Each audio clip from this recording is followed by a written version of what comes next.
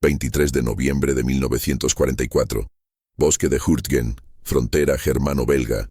El sargento primero, Daniel Acero Maldito Kirkland, yace inmóvil entre los escombros de lo que alguna vez fue un búnker alemán, con su rifle Springfield M1903A4, apuntando hacia una línea de árboles destrozados a 400 metros de distancia. Lleva 19 horas sin moverse. Sus manos, entumecidas por el frío de noviembre, apenas pueden sentir el gatillo. A través del visor telescópico Weaver 330C, observa cómo 31 soldados de la Wehrmacht avanzan en formación dispersa entre los troncos carbonizados, creyéndose seguros en la niebla matutina. No saben que están siendo observados. No saben que cada paso los acerca más a un hombre que ha convertido la paciencia en un arma mortal. El bosque de Hurtgen no es un campo de batalla, es un matadero. En 3 meses de combate, la primera división de infantería estadounidense ha perdido más hombres aquí que en cualquier otra campaña de la guerra. Las estadísticas son brutales. 33.000 bajas aliadas contra un enemigo invisible que domina cada colina, cada búnker, cada centímetro de terreno. Los alemanes llaman a este lugar Der Todeswald, el bosque de la muerte. Los americanos lo llaman simplemente el infierno verde. Las órdenes son claras: avanzar a través de 50 millas cuadradas de bosque denso, búnkers fortificados y campos minados que han convertido cada árbol en una trampa mortal. Kirkland no es un francotirador entrenado. Es un mecánico de tractores de Iowa que aprendió a disparar cazando ciervos en las llanuras del Medio Oeste. Tiene 28 años, una educación de 8º grado y manos que antes reparaban motores diésel. Ahora sostienen un rifle con una precisión que aterroriza incluso a sus propios compañeros. Lo llaman Acero Maldito porque sobrevivió a una explosión de mortero que mató a 6 hombres a su lado, porque puede permanecer inmóvil durante 20 horas seguidas y porque cuando dispara, nunca falla. Lo que está a punto de hacer viola cada protocolo de combate. 31 disparos, 31 alemanes, 0 margen de error. Si falla el primero, los otros 30 lo localizarán y lo matarán antes de que pueda recargar. Pero Kirkland ha visto demasiados cuerpos estadounidenses colgando de los árboles, demasiadas ambulancias regresando llenas, demasiados hombres gritando por sus madres en el barro helado. Respira hondo. El vapor escapa de sus labios agrietados. El primer soldado alemán entra en su retícula. Kirkland cuenta hasta 3, exhala la mitad del aire y aprieta el gatillo. El sonido del disparo atraviesa el silencio del bosque como un trueno seco. El alemán cae sin un sonido. Los otros 30 se detienen, confundidos, buscando el origen del tiro. Kirkland ya está recargando. Lo que sucederá en los próximos 18 minutos cambiará el curso de la batalla de Hurtgen y se convertirá en la historia que el ejército estadounidense intentará enterrar durante décadas.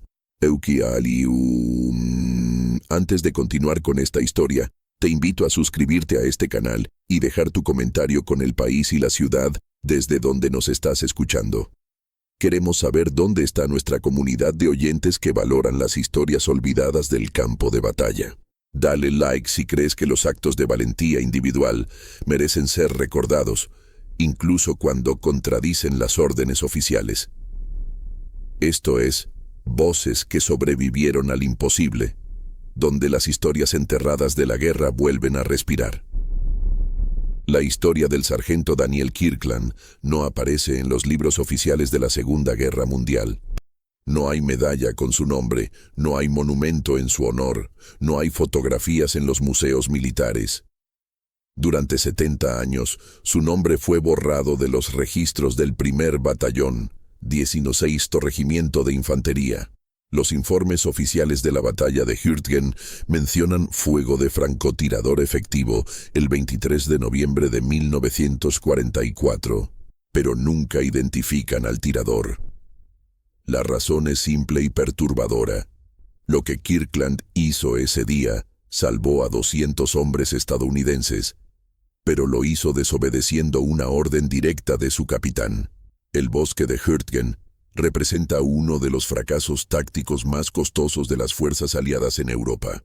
Entre septiembre y diciembre de 1944, 5 divisiones estadounidenses intentaron capturar 50 millas cuadradas de bosque denso, defendido por la Wehrmacht. El terreno era imposible: colinas empinadas, barrancos ocultos, árboles tan juntos que los tanques no podían maniobrar. Los alemanes habían convertido cada búnker, cada trinchera, cada claro en una trampa mortal. Las bajas estadounidenses alcanzaron el 28%, la tasa más alta de cualquier batalla en el frente occidental. Daniel Kirkland llegó a Hürtgen como un reemplazo sin experiencia en octubre de 1944. En 6 semanas, se convirtió en el francotirador más letal de su división, no por entrenamiento formal, sino por algo que ningún manual militar puede enseñar: la capacidad de convertir la espera en un arma. Esta es la historia del hombre que el ejército intentó olvidar y de los 31 disparos que cambiaron una batalla imposible. Daniel Kirkland nació en Cedar Rapids, Iowa, en 1916, hijo de un granjero arruinado por la Gran Depresión y una madre que murió de neumonía cuando él tenía 12 años. Abandonó la escuela en 8º grado para trabajar en el taller mecánico de su tío, reparando tractores John Deere y camiones Ford que los granjeros apenas podían pagar. A los 16 años, Kirkland podía desmontar un motor diésel con los ojos cerrados, diagnosticar fallas por el sonido y reconstruir transmisiones usando piezas rescatadas de vehículos abandonados. Aprendió que la paciencia no era una virtud, era una necesidad. Aprendió que observar antes de actuar salvaba tiempo, dinero y reputación. Los fines de semana, Kirkland cazaba ciervos en las llanuras del condado de Lynn con un rifle Springfield heredado de su abuelo. No cazaba por deporte, cazaba para comer. Cada bala costaba dinero que su familia no tenía, así que cada disparo debía contar. Desarrolló un método propio: localizar al ciervo, rastrear sus movimientos durante horas, anticipar su ruta, esperar en absoluto silencio hasta que el animal entrara en el rango perfecto. Sus primos se burlaban de su lentitud. Mientras ellos disparaban docenas de veces persiguiendo presas asustadas, Kirkland disparaba una vez y regresaba con carne. Su tío solía decir: Daniel no caza animales, los convence de que es parte del paisaje. Cuando Estados Unidos entró en la guerra en diciembre de 1941, Kirkland tenía 25 años y estaba exento del servicio militar por trabajar en una industria esencial: reparación de maquinaria agrícola. Pero en junio de 1944, después de que 3 de sus primos murieran en Normandía, se presentó voluntariamente. El reclutador lo miró escéptico. Demasiado viejo, sin educación, manos de mecánico. Lo asignaron a infantería, no porque creyeran que sería un buen soldado, sino porque necesitaban cuerpos para reemplazar las bajas masivas en Europa. El entrenamiento básico en Fort Benning, Georgia, fue una revelación. Los instructores enseñaban a los reclutas a disparar rápido, a cubrir un área con fuego automático, a avanzar bajo fuego enemigo. Kirkland observaba y no decía nada. En el campo de tiro, mientras otros reclutas vaciaban sus cargadores apuntando al bulto general de los objetivos, Kirkland disparaba lentamente, una bala cada 30 segundos, siempre en el centro de la silueta. El sargento instructor, veterano de África del Norte, lo observó durante una semana antes de acercarse. «Kirkland, ¿por qué disparas tan despacio?», preguntó el sargento. «Estoy apuntando, sargento», respondió Kirkland sin emoción. «En combate no tienes tiempo para apuntar.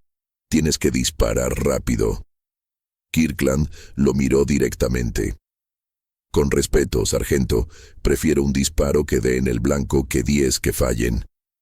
El sargento estuvo a punto de gritarle por insubordinación, pero entonces revisó la puntuación de Kirkland. 48 disparos. 48 impactos. Todos en zona letal. En 3 semanas de entrenamiento, Kirkland no había fallado un solo tiro. El sargento lo envió al campo de tiro de francotiradores, una instalación temporal donde entrenaban a tiradores de precisión para el frente europeo. Los instructores eran veteranos de Italia y Francia, hombres con docenas de bajas confirmadas, conocedores de vientos, distancias, compensación balística. Le dieron a Kirkland un rifle Springfield M1903A4 con visor telescópico Weaver y lo enviaron a un campo de tiro a 600 yardas. 5 disparos, 5 objetivos, tienes 3 minutos, dijo el instructor. Kirkland se acostó en posición prone, ajustó el visor, respiró hondo y disparó 5 veces en 90 segundos. Los 5 objetivos cayeron, todos con impactos en zona cardíaca. ¿Dónde aprendiste a disparar así?, preguntó el instructor, genuinamente impresionado. Cazando ciervos, señor. En Iowa no puedes fallar. Las balas cuestan demasiado. El instructor asintió lentamente. Kirkland, vas a ir a Europa, pero no como infantería regular. Vas como observador avanzado. Kirkland no entendía la diferencia. El instructor se lo explicó. Significa que estarás solo, adelante de las líneas, observando movimientos enemigos. Y cuando veas un objetivo valioso, lo eliminas. Sin permiso, sin confirmar con el mando, tú decides. Kirkland llegó a Francia en octubre de 1944, asignado al primer batallón del 16º Regimiento de Infantería, Primera División. Para entonces, las fuerzas aliadas habían liberado París y avanzaban hacia la frontera alemana. La guerra parecía casi terminada. Los soldados hablaban de estar en casa para Navidad.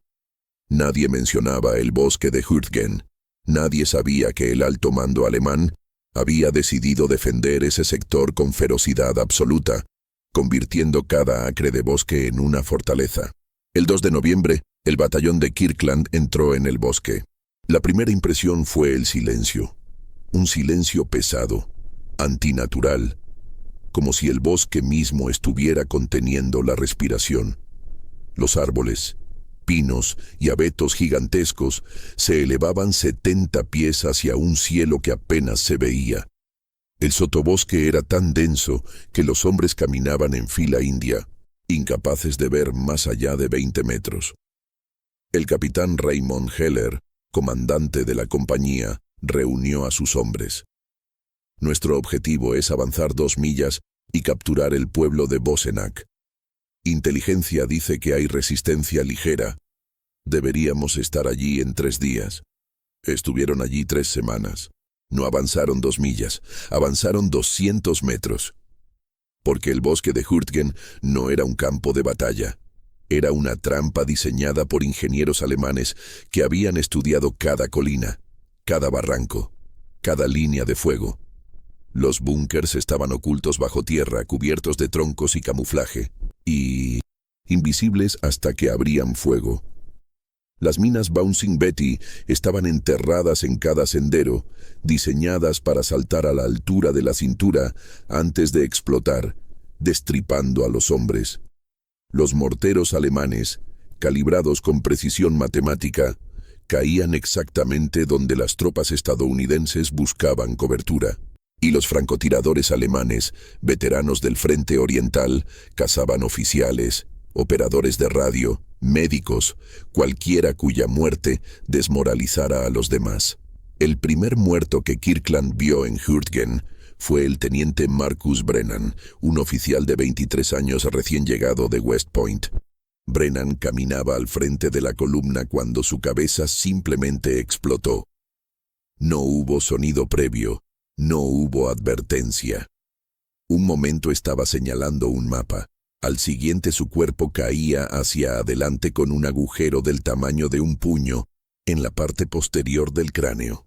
Los hombres se tiraron al suelo, gritando, disparando hacia los árboles sin objetivo claro.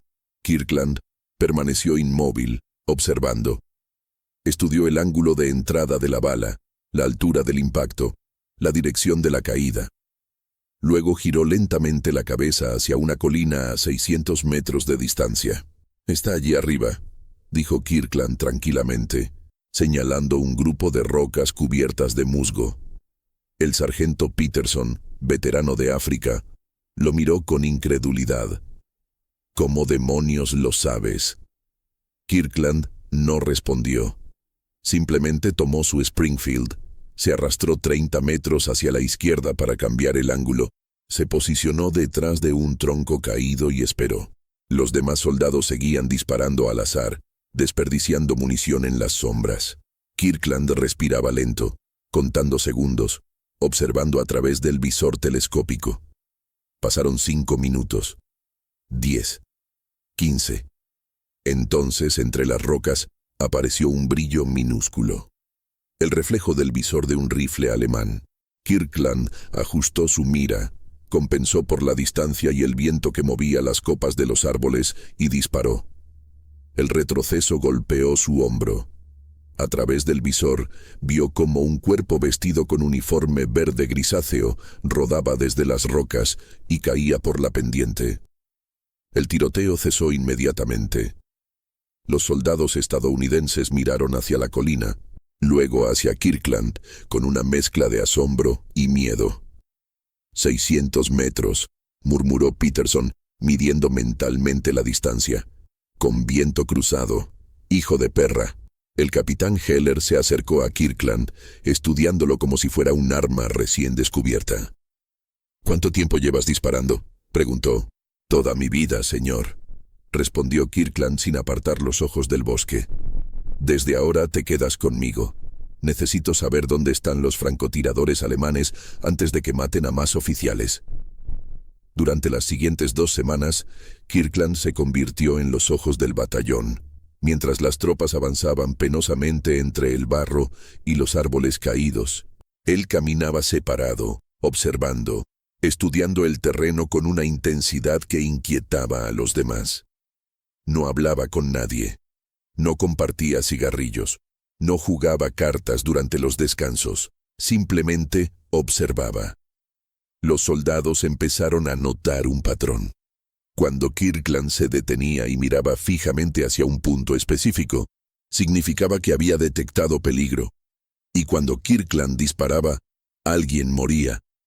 El 15 de noviembre, el batallón recibió órdenes de capturar una cresta denominada Colina 232 en los mapas tácticos. Inteligencia militar reportaba que estaba ligeramente defendida. Era mentira. Los alemanes habían fortificado la colina con 3 búnkers de hormigón armado, conectados por trincheras profundas, con campos de fuego superpuestos que cubrían cada ángulo de aproximación. El primer asalto estadounidense fue una masacre. 43 hombres subieron la colina. 17 regresaron. Las ametralladoras MG-42 alemanas, disparando 1.200 balas por minuto, cortaron la vegetación y los cuerpos con igual indiferencia. El capitán Heller ordenó un segundo asalto. Kirkland se acercó. «Capitán, déjeme observar primero». Heller lo miró con frustración. «No tenemos tiempo para observar. Tenemos órdenes de tomar esa colina antes del anochecer». Kirkland mantuvo la voz calmada.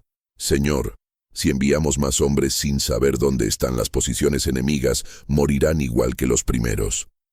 Heller estaba a punto de responder cuando el coronel Dawson, comandante del regimiento, intervino por radio. «Heller, tus bajas son inaceptables. Espera hasta que artillería ablande el objetivo».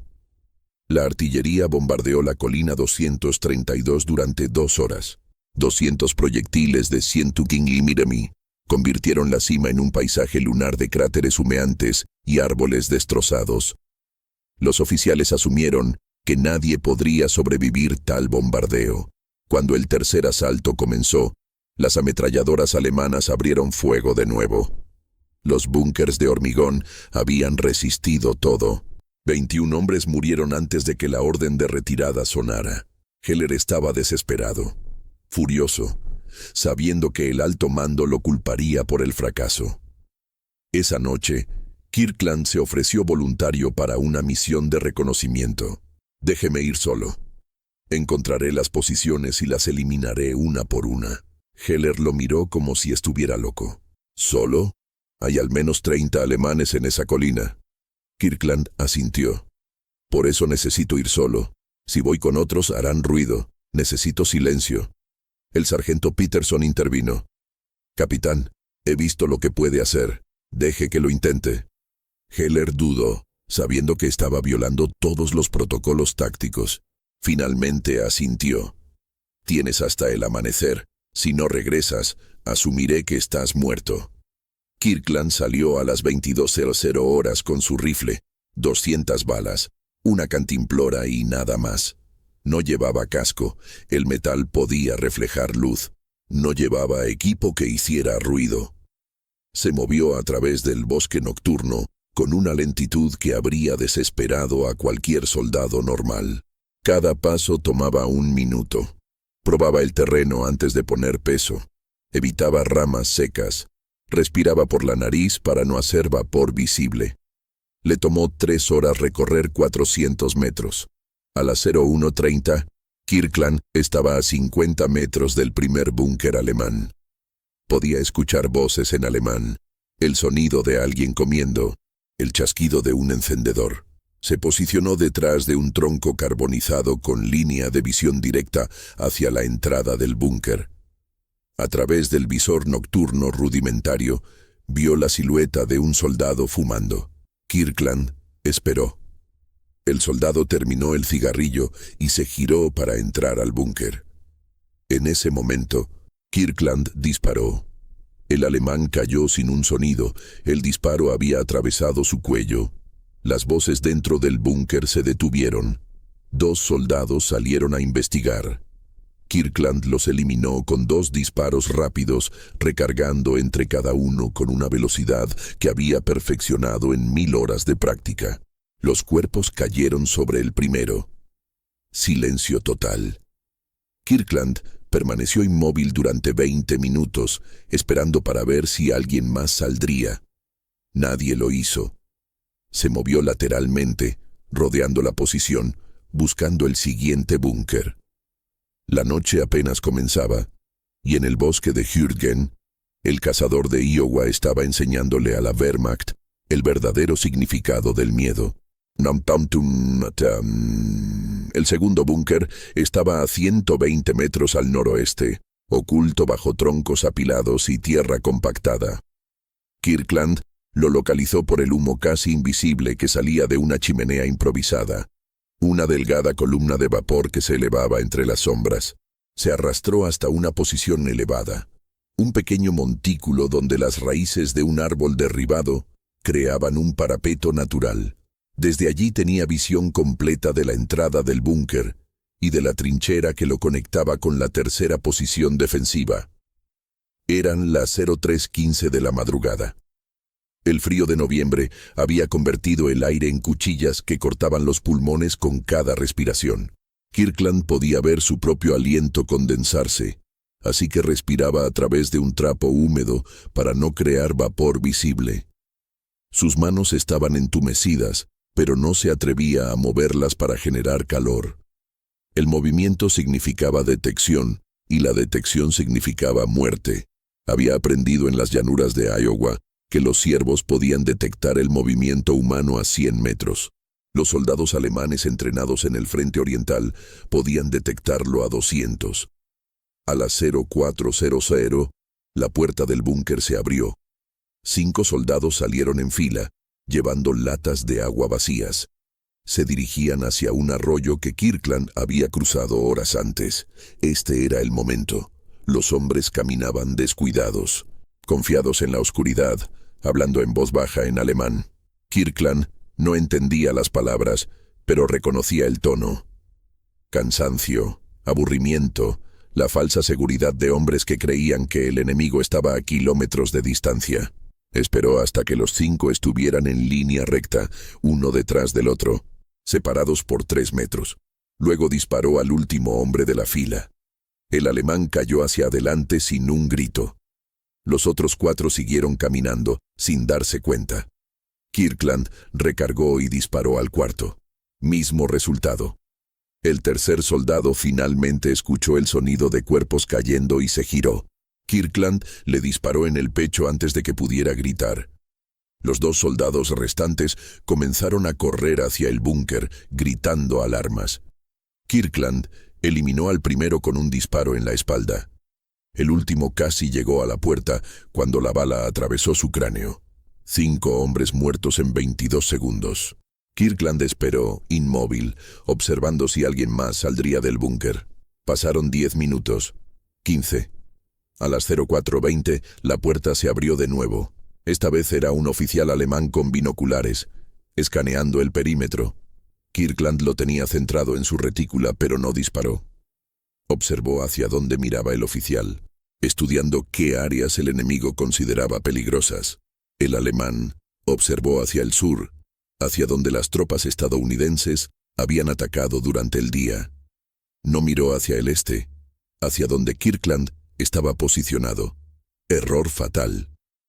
El oficial bajó los binoculares y encendió un cigarrillo. La pequeña llama del encendedor iluminó su rostro por un segundo. Kirkland vio las insignias en su uniforme. Hauptmann, capitán. Un objetivo de alto valor. Disparó. El oficial cayó de espaldas, el cigarrillo todavía encendido rodando sobre su pecho. Inmediatamente voces alemanas gritaron desde dentro del búnker. Kirkland escuchó botas corriendo, órdenes siendo gritadas. Se preparó para lo que venía. 6 soldados salieron en formación táctica, rifles apuntando hacia todas las direcciones. Kirkland sabía que no podía eliminarlos a todos antes de que lo localizaran, así que no disparó. Permaneció completamente inmóvil mientras los alemanes revisaban el cuerpo de su capitán, arrastrándolo hacia el búnker, hablando nerviosamente entre ellos. Uno señaló hacia el bosque al sur, otro insistía que el disparo vino del oeste. Ninguno miró hacia el este. Los 6 regresaron al búnker, dejando un solo guardia afuera. Kirkland esperó 1 hora completa. A las 05:30, el cielo comenzaba a aclararse con esa luz gris previa al amanecer que los francotiradores llaman la hora del lobo. El guardia alemán se paseaba nervioso fumando, mirando constantemente hacia el bosque equivocado. Kirkland ajustó su visor, compensó por la brisa ligera que movía las ramas desnudas y disparó. El guardia se desplomó. Silencio absoluto. Entonces Kirkland hizo algo que ningún manual militar recomendaría. Se levantó y caminó directamente hacia el búnker. Llevaba su rifle en una mano y 3 granadas en la otra. Se posicionó junto a la entrada, escuchando. Voces adentro, al menos 5 hombres discutiendo sobre qué había pasado con el guardia. Kirkland quitó el seguro de la primera granada, la arrojó por la entrada y se tiró al suelo. La explosión sacudió el búnker. Gritos. Humo. Lanzó la segunda granada. Más explosiones. Luego la tercera. Cuando el humo se disipó, Kirkland entró con el rifle levantado. 3 alemanes muertos por las granadas. 2 heridos intentando alcanzar sus armas. Kirkland los eliminó con 2 disparos precisos. Revisó el búnker rápidamente. Mapas tácticos en la pared, cajas de munición, una radio que transmitía estática.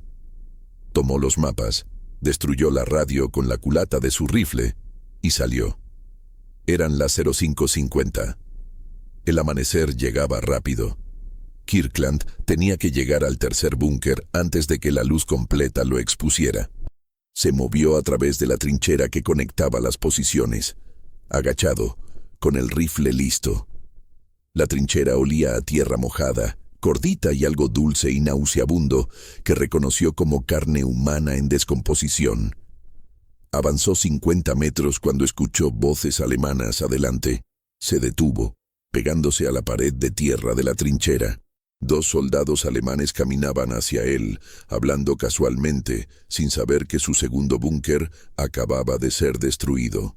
Kirkland se agachó detrás de un recodo en la trinchera y esperó. Los alemanes pasaron justo frente a él. Cuando el segundo soldado estaba a 1 metro de distancia, Kirkland se levantó y golpeó al primero con la culata del rifle, quebrándole la mandíbula. El segundo alemán intentó gritar, pero Kirkland lo silenció con un disparo a quemarropa. El primer soldado, aturdido, intentó alcanzar su pistola. Kirkland lo noqueó con otro golpe. Ahora tenía un prisionero. Lo arrastró hacia atrás en la trinchera, le quitó el casco, el cinturón y las botas para que no pudiera correr, y lo dejó atado con su propio cinturón. El alemán lo miraba con ojos aterrorizados, sangrando por la boca. Kirkland le señaló que se quedara quieto y en silencio. El soldado asintió frenéticamente. Kirkland continuó hacia el tercer búnker, dejando al prisionero atrás. Ya recuperaría a ese hombre cuando regresara, si es que regresaba. El tercer búnker era el más grande y mejor fortificado. Kirkland lo observó desde una distancia de 80 metros, oculto detrás de los restos carbonizados de un vehículo alemán destruido. A través del visor telescópico, contó al menos 12 soldados moviéndose alrededor de la posición. Había una ametralladora MG-42 montada en la entrada, cubierta con sacos de arena, apuntando directamente hacia la ruta de aproximación estadounidense. Esta era la posición que había destrozado los 2 asaltos previos, la que había matado a 64 hombres en 2 días. Eran las 06:20. La luz del amanecer ya iluminaba el bosque con tonos grises y dorados. Kirkland sabía que su ventaja de oscuridad había terminado. Ahora dependía únicamente de la paciencia y la precisión. Estudió los movimientos de los soldados alemanes, identificando patrones. Cada 15 minutos, 2 hombres salían a revisar el perímetro. Cada 30 minutos, alguien llevaba café desde el búnker hacia la posición de la ametralladora. Los alemanes se sentían seguros, confiados, sin saber que sus 2 búnkeres vecinos habían sido destruidos durante la noche. A las 06:35, un oficial alemán salió del búnker con un mapa en las manos, señalando posiciones y dando instrucciones a 3 suboficiales. Kirkland reconoció las insignias: un Oberleutnant, primer teniente, probablemente el comandante de la posición. Este era el objetivo principal. Eliminarlo desorganizaría toda la defensa. Pero el oficial estaba rodeado de otros soldados, y Kirkland solo tenía un disparo antes de que todos se cubrieran. Esperó. El oficial continuó hablando durante 5 minutos. Luego se separó del grupo y caminó hacia el borde de la posición para orinar. Estaba de espaldas al búnker, completamente expuesto, a 75 metros de distancia. Kirkland respiró hondo, dejó salir la mitad del aire, centró la retícula entre los omóplatos del oficial y apretó el gatillo. El Springfield retrocedió contra su hombro. El oficial se desplomó hacia adelante sin un sonido. Los soldados alemanes tardaron 3 segundos en reaccionar. Cuando vieron el cuerpo caer, comenzaron a gritar, señalando en direcciones aleatorias, buscando el origen del disparo. Kirkland ya había recargado y disparó de nuevo, eliminando al ametrallador que intentaba girar la MG-42 hacia su posición. El tercer disparo derribó a un sargento que corría hacia el búnker gritando órdenes. Ahora los alemanes sabían aproximadamente desde dónde venían los disparos, pero no podían verlo. Kirkland estaba posicionado detrás del vehículo destruido, con solo su rifle y parte de su cabeza expuestos, casi invisible contra el metal retorcido y oxidado. La ametralladora MG-42 abrió fuego hacia su posición general, disparando ráfagas de 30 balas que destrozaban los árboles cercanos. Kirkland se pegó al suelo mientras las balas pasaban sobre él, con ese sonido distintivo que los soldados estadounidenses llamaban la sierra de Hitler. La MG-42 disparaba tan rápido que el sonido era un rugido continuo en lugar de disparos individuales. Pero Kirkland notó algo crucial. El artillero estaba disparando a ciegas, barriendo un área de 100 metros, esperando tener suerte. Cuando la ráfaga terminó y el artillero pausó para recargar, Kirkland se asomó rápidamente y disparó. La bala atravesó el hombro del artillero alemán, haciéndolo caer hacia atrás. Otro soldado intentó tomar la ametralladora. Kirkland lo eliminó antes de que pudiera agarrar las empuñaduras. Un tercer alemán se arrastró hacia la MG-42. Kirkland esperó hasta que el hombre estaba completamente expuesto y disparó de nuevo. El alemán se quedó inmóvil. Los soldados restantes se refugiaron dentro del búnker. Kirkland contó rápidamente. Había eliminado a 6 enemigos. Quedaban aproximadamente 6 o 7 adentro. El problema era que ahora estaban alertados, armados y protegidos por paredes de hormigón de 1 metro de espesor. Un asalto frontal era suicida. Necesitaba sacarlos. Miró el cielo, estimando que tenía tal vez 20 minutos antes de que el batallón estadounidense comenzara su avance matutino. Si los alemanes seguían vivos para entonces, la ametralladora los destrozaría de nuevo. Kirkland revisó su equipo. Le quedaban 140 balas y ninguna granada. Entonces recordó algo que había visto durante su aproximación nocturna. Un depósito de munición alemán a 50 metros al oeste, parcialmente oculto bajo una lona. Se arrastró hacia allá, moviéndose lento, usando cada tronco y cada depresión del terreno como cobertura. Los alemanes dentro del búnker disparaban ocasionalmente hacia su última posición conocida. Pero Kirkland ya no estaba allí. Llegó al depósito de munición y revisó el contenido. Cajas de balas para MG-42, proyectiles de mortero y algo mejor, 6 granadas de Mango Steel Hand Grenade, las famosas granadas de palo alemanas. Las tomó todas, más 2 cinturones de munición de ametralladora que podrían ser útiles. Luego rodeó la posición del búnker, aproximándose desde el lado ciego, el ángulo que la MG-42 no podía cubrir porque estaba montada mirando hacia el sur. A las 07:05, Kirkland estaba a 20 metros del búnker, oculto detrás de un montículo de tierra. Podía escuchar voces alemanas adentro, nerviosas, discutiendo qué hacer.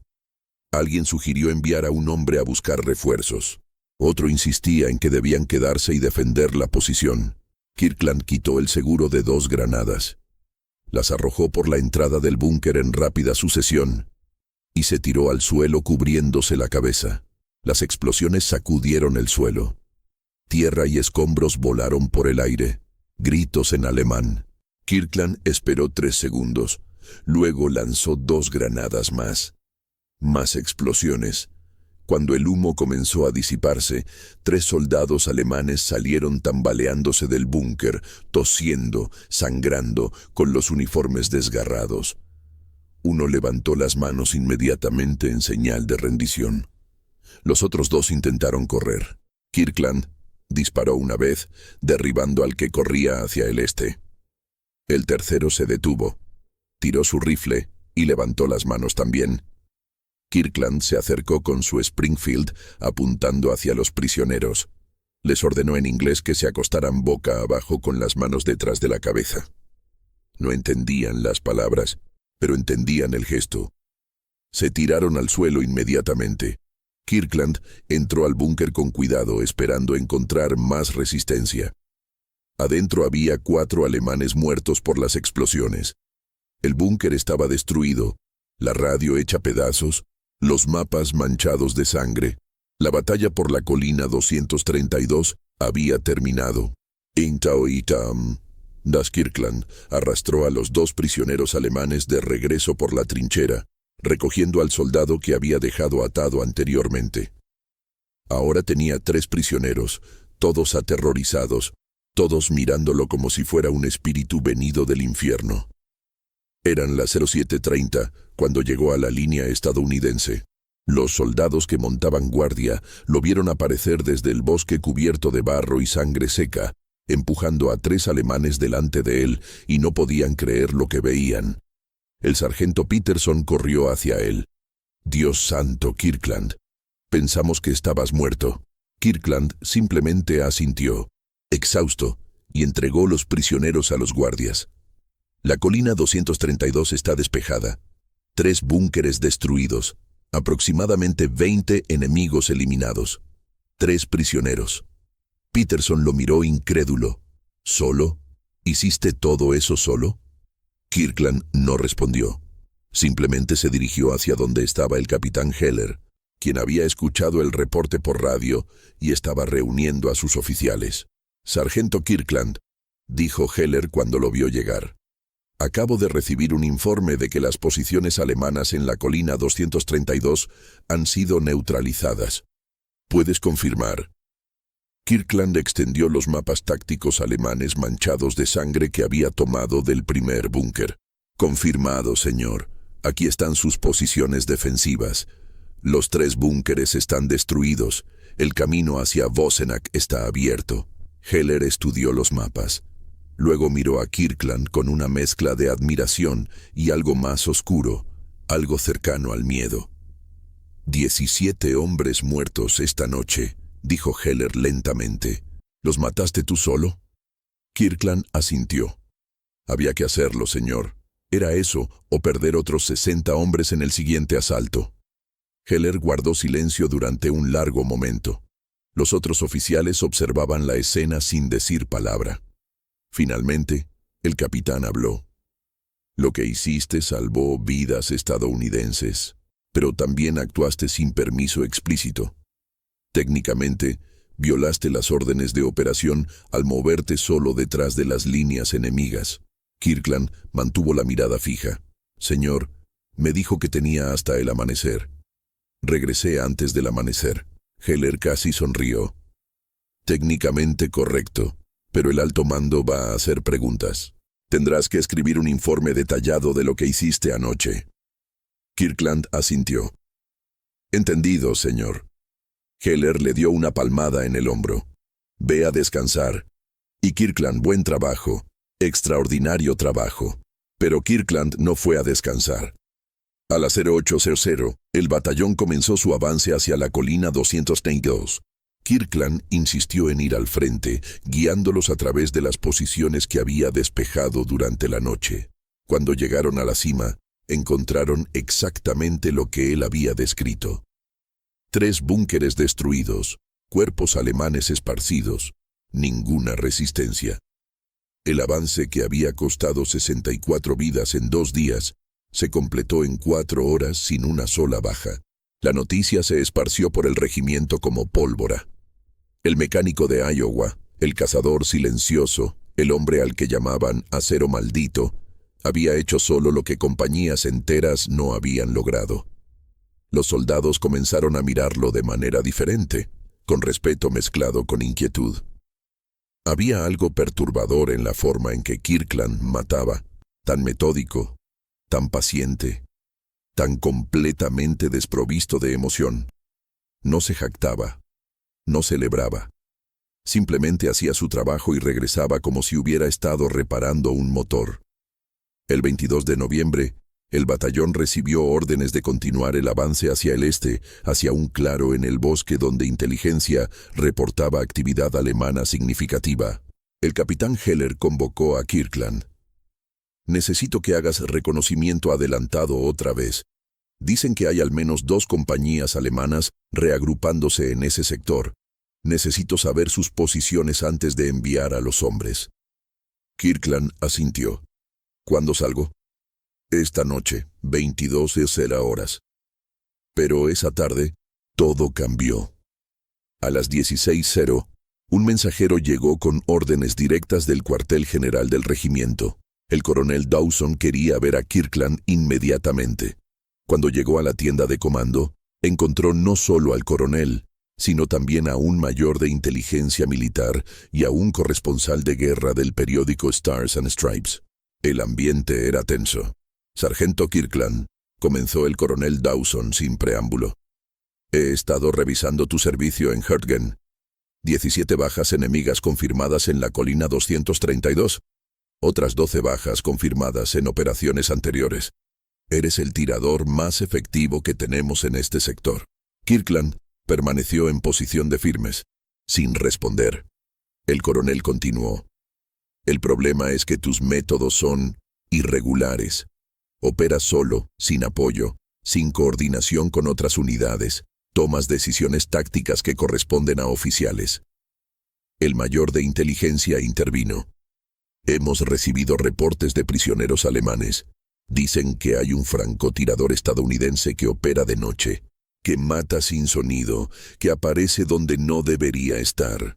Lo llaman Der Waldgeist, el fantasma del bosque. Los está aterrorizando. El coronel miró a Kirkland directamente. El alto mando quiere saber si podemos replicar tus tácticas. Entrenar a otros francotiradores para operar como tú. Kirkland finalmente habló. Señor, no es cuestión de entrenamiento, es cuestión de disposición. Tiene que estar dispuesto a esperar 20 horas inmóvil para un solo disparo. Tiene que estar dispuesto a estar solo en territorio enemigo, sabiendo que nadie vendrá a rescatarlo si algo sale mal. La mayoría de los hombres no pueden hacer eso. No porque no sean valientes, sino porque no están hechos para ese tipo de soledad. El corresponsal de guerra tomaba notas frenéticamente. El coronel lo detuvo. Todo lo dicho en esta tienda es confidencial. No se publicará nada sin mi autorización. El periodista dejó de escribir, decepcionado. Dawson se volvió hacia Kirkland. Esta noche no irás a reconocimiento. Mañana por la mañana, el batallón avanzará con apoyo completo de artillería. Quiero que estés en la retaguardia, no al frente. Kirkland frunció el ceño. ¿Por qué, señor? Porque eres demasiado valioso para arriesgarte en otra operación solitaria. Si mueres, perdemos nuestra mejor ventaja táctica. Kirkland sintió algo oscuro retorcerse en su estómago. Señor, con respeto, si no hago reconocimiento primero, más hombres morirán mañana. Dawson endureció su expresión. Esa es mi decisión, sargento. Estás relevado de operaciones nocturnas hasta nuevo aviso. Esa noche, Kirkland se sentó solo en su trinchera, limpiando su rifle Springfield con movimientos mecánicos. Los otros soldados lo observaban desde la distancia sin atreverse a acercarse. El sargento Peterson finalmente se sentó a su lado.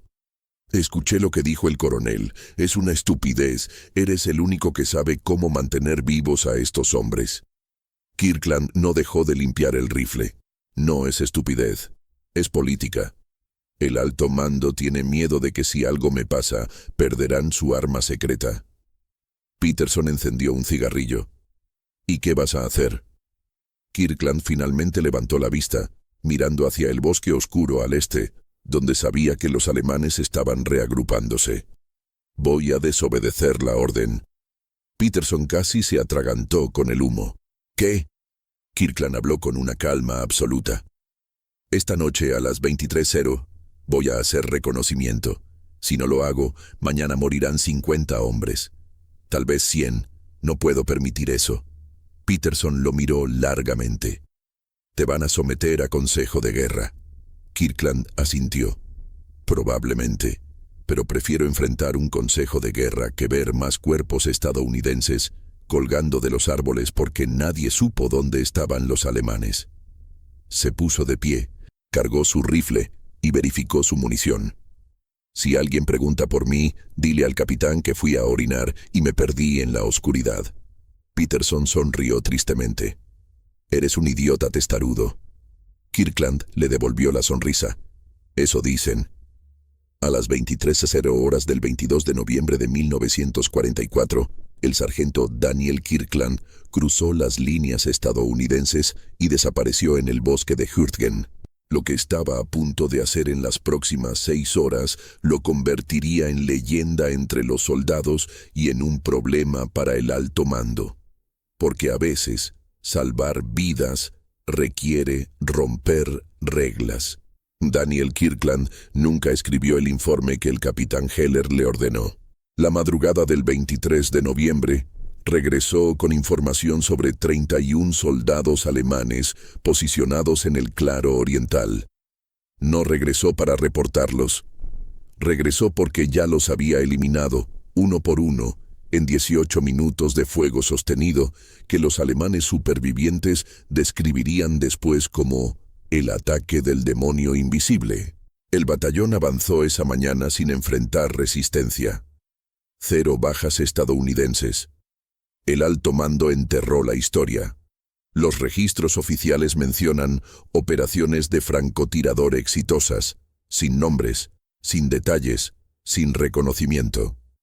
Kirkland fue transferido silenciosamente a otra unidad en diciembre, lejos de los corresponsales de guerra y las preguntas incómodas. Sobrevivió a la guerra, regresó a Iowa y trabajó reparando tractores hasta su muerte en 1989. Nunca habló de Hurtgen. Cuando alguien le preguntaba sobre la guerra, simplemente decía, hice lo que tenía que hacer para que otros volvieran a casa.